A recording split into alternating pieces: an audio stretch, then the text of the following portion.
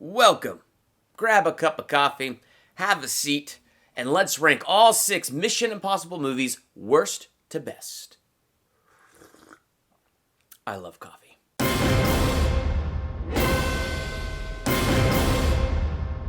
Welcome to Durbania. I'm Durbin, and this is my ranking of all 6 Mission Impossible movies worst to best. And just a warning here, lots of spoilers ahead for all of these Mission Impossible movies, including the new one that is just out. I will be dropping some spoilers about that one because it's a ranking video, so I just want to talk freely about it, what I liked about it, and what, puts it where it is on this list, and so I can't wait to hear from you. How would you rank all 6 of these Mission Impossible movies? Let's talk about it in the comments. Coming in for me at number 6, Mission Impossible 2. This one is my least favorite in the franchise. There's still lots of stuff that's enjoyable because it's a Mission Impossible movie, it's action-packed, and it's a spy movie. So on that level, of course there's a lot of stuff that's fun about it, but what's just bad is how crazy they got with the weird slow motion and the crazy gladiator music with this one.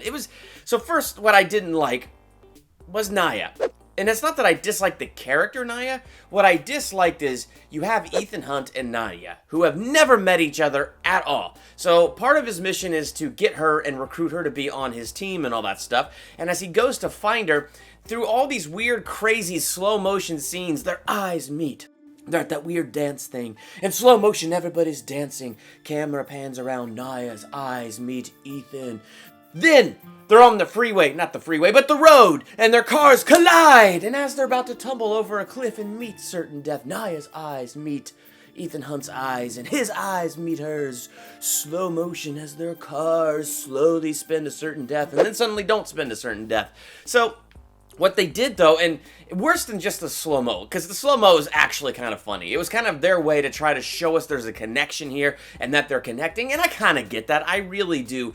But I didn't feel that connection between them, which is too bad, because what this movie wanted to do was, in like the first 15, 20 minutes, really connect you to Ethan Hunt and Naya, and this is a true, full-blown love story, and they love each other, but now Naya has to infiltrate the enemy's camp. She has to go and sleep with Sean, the bad guy. And oh, this is so painful to Ethan Hunt. This is so painful to Naya. The problem is, it's really hard to establish true love between Ethan Hunt and Naya in like 15, 20 minutes and make that something believable and make that something that you just absolutely connect to. So for me, that was like the first real big problem, and that was just kind of story-wise, was that connection between those two. Now, Sean Chandler of Sean Chandler Talks About, he posted something on Twitter that made sense to me. He said, Mission Impossible 2 took a risk, and he doesn't feel it paid off, but he respects that it took a risk. So what I want to do is second what he said on Twitter. I agree with that. Too often we don't see movies take risks nowadays, so I just want to take a moment and kind of just honor the fact that this movie did take a risk.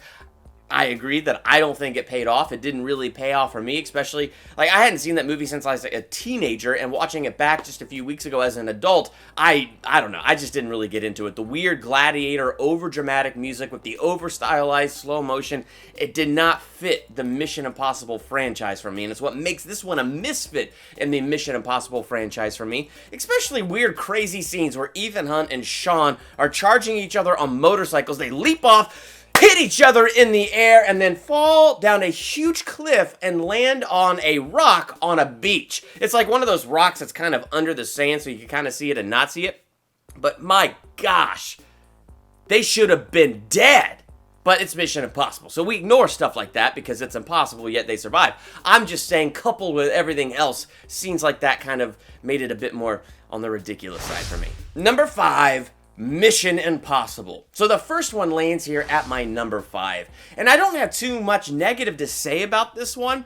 The reason that it's here is at number 5 is it's just because I liked the other ones a lot better. Like, as Tom Cruise matured and he grew more into the character of Ethan Hunt and matured more as an actor, I feel like his performance got better, the character of Ethan Hunt got better, and it was a good movie. And what's really funny, my wife and I both commented on this. This is a true product of the 90s, this film. Came out, 96 or something like that? So it was a true product of the 90s. Yet the film itself and its quality, maybe it's because we were watching it in standard def and not widescreen, but we're watching this and it just looked older than a 90s movie. And what was really fun was, okay, so the spy world, they're always probably about, what, 10 years ahead of where we actually are in technology. So it was always fun to watch them have their advanced technology and see the 90s version of what that advanced technology looks like. So watching it from the 2018 perspective, it did have its own element of fun to it, but I recognize that as the first film in this franchise, it was a really good story. They did a really good job trying to keep up the mystery, like who's the real bad guy here. I forgot that it was Jon Voight, so it was fun for me to get that reveal, even though I did see it coming. I really, after a little while, I started to remember things and, you know, could kind of see the foreshadowing and see it coming. But Jon Voight did a great job in his role. Like, overall, I thought it was a really solid movie. I just like these other ones a bit better. Number 4, Mission Impossible 3. Before Ghost Protocol came out, Mission Impossible 3 was my favorite in the franchise. And when I went back and rewatched it, it's like I could totally see why. So first off, my big flaw with Mission Impossible 2 being Naya and then trying to cram that love relationship into the first 20 minutes and make it believable so you're attached to it.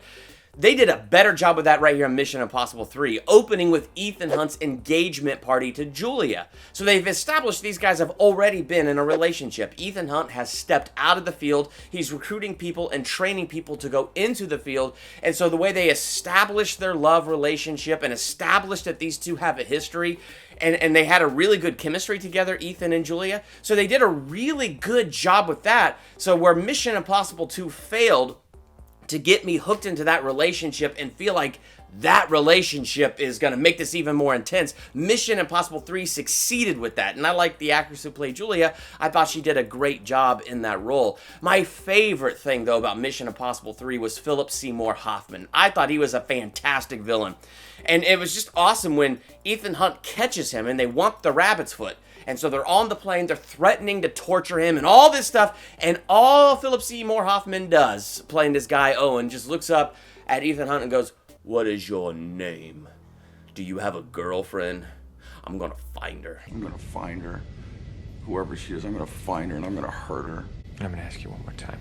What's your name? What is a rabbit's foot? Who are you? And who's the buyer? I mean, here is Ethan Hunt giving this guy the best that he's got in an interrogation, and his response is calm, cool, collected threats. This guy had thought this through and knew exactly what he was going to do, and he rattled Ethan more than Ethan rattled him. And Philip Seymour Hoffman's performance in that and throughout this film was just incredible. My only negative is I wanted more Philip Seymour Hoffman. I wanted his character to have more lines and more scenes because I just really liked what he did. I really liked what he gave, and I just really feel like they could have done more with him and had him in there more. Also, great Tom Cruise running shots and all that fun stuff. I mean, all these movies have to feature Tom Cruise running, don't they? And all his crazy stunts. Yeah, I love his crazy stunts. J.J. Abrams directed this, and I definitely caught some of those J.J. Abrams lens flares and stuff in here, but I love J.J. Abrams as a director, and he did a really good job with this one. Number 3, Rogue Nation. This one is a fun action one for me, and I really enjoyed it. And watching it back to review it and stuff like that, I mean, I just really picked apart the story more, got into it more. I really love kind of the poetic nature of this movie, where you have the IMF, and then you have the Syndicate, the anti-IMF.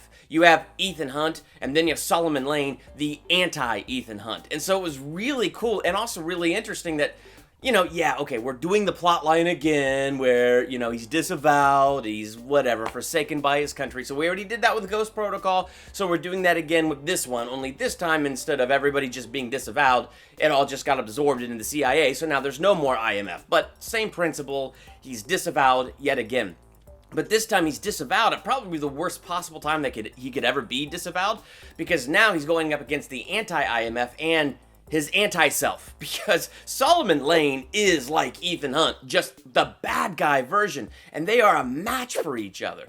And so Solomon Lane was able to manipulate things till the end of the movie to get them where they needed to be, because he knew Ethan Hunt. He knew how that guy thought. He could predict what that guy was going to do. And when Ethan Hunt accepted that Solomon Lane was a match for him, and he started to think, okay, well then how does this guy, oh, he does think like me. And so they were able to like maneuver around each other, and that's how Tom Cruise, or Ethan Hunt, outmaneuvered him by the end of this movie, because he just went, all right, so this guy is like me, and he thinks like me. So that was kind of interesting the way that they did that and had Ethan Hunt evenly matched with this guy. I don't know, a lot of interesting dynamics at play in Rogue One.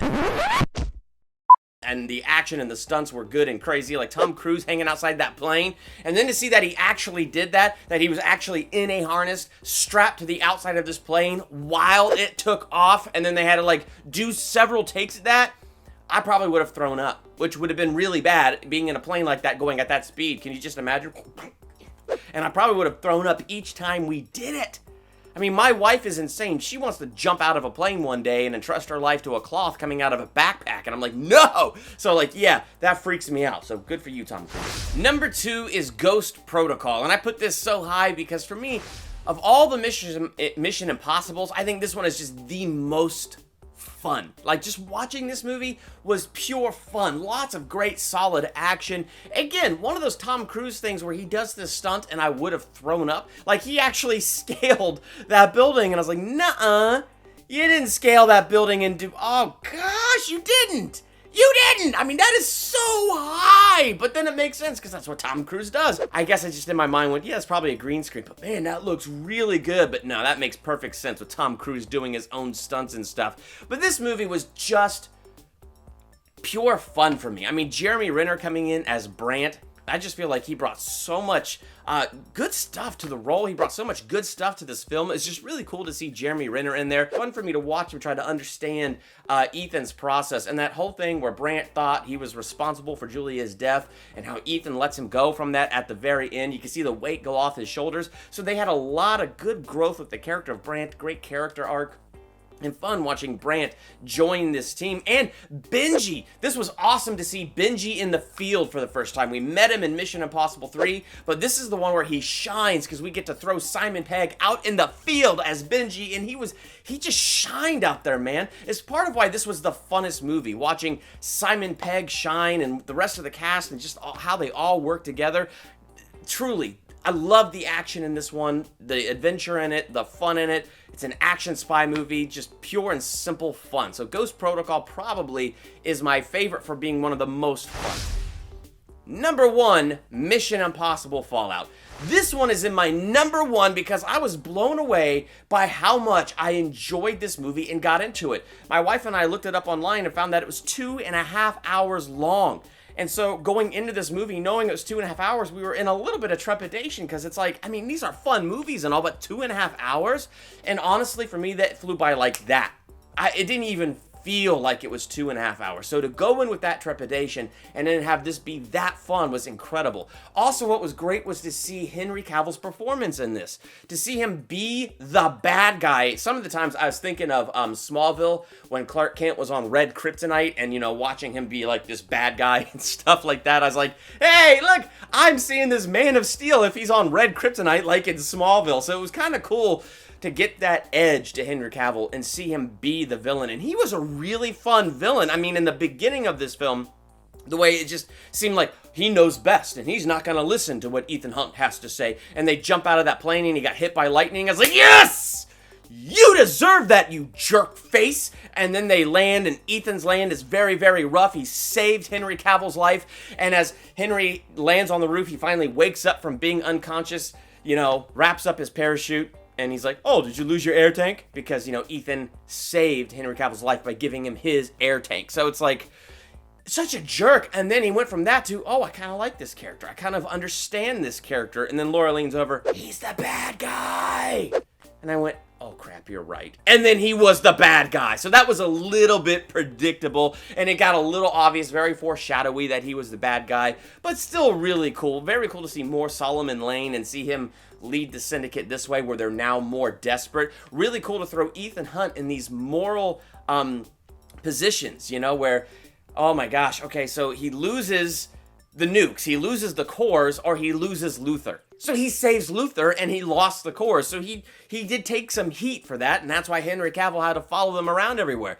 But then he has to get Solomon Lane extracted from this group, break them free, basically, from the police as they're driving through the city, in order as payment to get those cores. And so he has to face that moral conundrum, and then realizing that he has to slaughter all those innocent cops. And, you know, it goes through that thought process where he's actually thinking about it. And I could just feel his guilt as they were playing through that scene and were playing through it in his mind. And it was really intense.